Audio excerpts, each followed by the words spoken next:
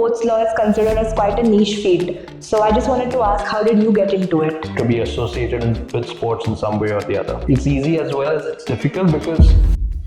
Hello, I'm Aditi and today I'm joined here with Mr. Apurv Sardeshmukh sir. Sir, could you please introduce yourself? Yeah, hi, thanks Aditi. I've been a corporate and sports lawyer for the last 19 years. I've been practicing since 2006. I have my own law firm, Stride Legal, which is established in Pune, but we practice all over the country. So I'll just be asking you a few questions related to your field. Sure. So in general, sports law is considered as quite a niche field. So I just wanted to ask, how did you get into it? I think any one of us who gets into something related to sports primarily gets into that because we love sports. So I had studied law and I started as a corporate lawyer. I always was fascinated and I always loved sports. And I wanted to be associated with sports in some way or the other. And that's how I sort of found a way to sort of get into law that dealt with sports. Initially, I found small ways to get associated with it, and then gradually my practice grew, and that's how I sort of got associated with sports law.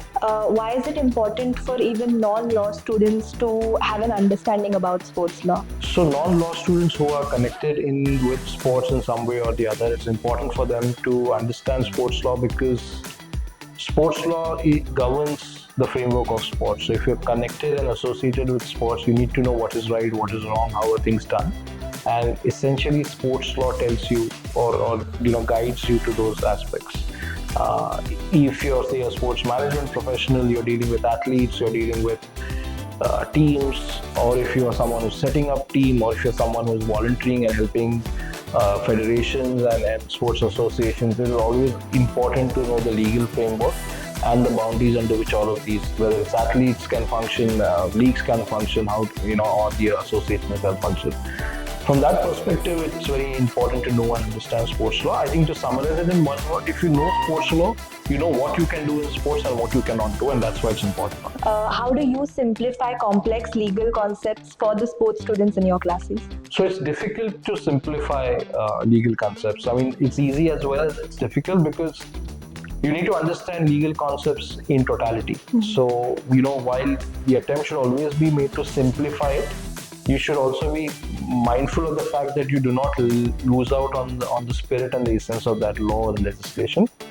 What you try to do is compare it to everyday examples. What you try to do is relate it to everyday examples, give examples of cases that have happened, disputes that have taken place, incidents that have taken place, and try and relate it to legislation and law.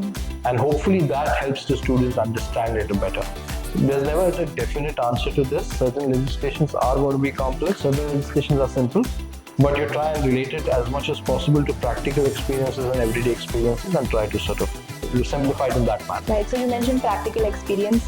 Can you share a real-life sports dispute or case that students find fascinating in your class? I think in India, the last 10 years, there have been so many. So for instance, you start with the IPL BCCI case that led eventually to the formation of the Lodha Committee and led to reforms with the Board of Control for Cricket in India. I think everybody loves cricket and everybody knows what the Lodha Committee is, and everybody sort of finds it very fascinating to know about that case. So that's one example that is very, very fascinating for students to learn. There are other aspects that students like to know as well. 24 Paris Olympics, we had a case with our own wrestler, Vignesh Bogart.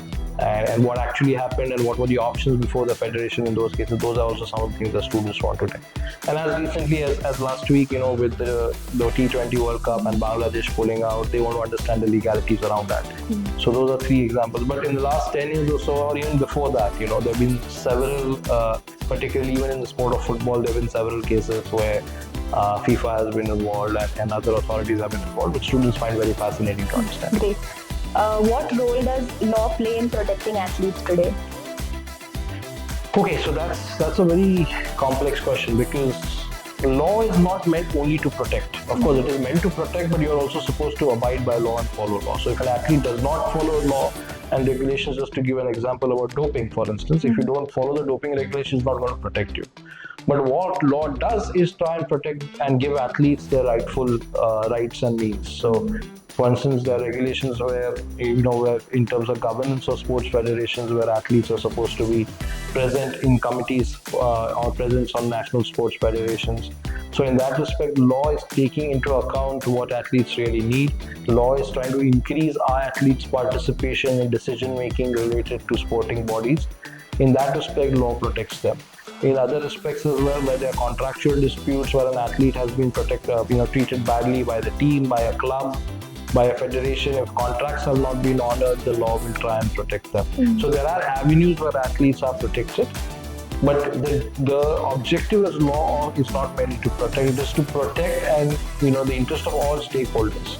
So if someone breaks the law, then that individual or entity should be punished, and the person or entity was suffered because of breaking of the law should be protected in that respect.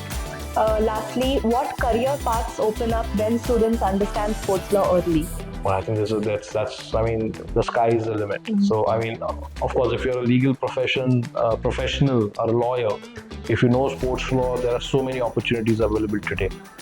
Sports law is a very, very developing field in India, particularly with the recent implementation of the National Sports Governance Act, the opportunities for lawyers in the field of sports with new leagues coming up, with new teams coming up in different leagues at national, state, district levels. The opportunities for lawyers is infinite. But even as a sports management professional, a sports professional, having knowledge about sports law, having a background of sports law will give you an added advantage when you're seeking for career opportunities. If I'm trying to recruit a sports professional, if as an athlete I'm trying to recruit a sports professional who will manage me, if he or she knows the law as well, that's an added advantage. I'll obviously be more keen. If I'm a sports management knows the law behind contracts, agreements which governs athletes, which athletes enter with federations or teams or for endorsement, that's an added advantage. So the opportunities are infinite. If you know sports law today in today's India, the sky is the limit in terms of career opportunities. Okay, thank you so much for joining us here today and sharing your valuable insights. My pleasure. Thank you for the opportunity. Thank you so much.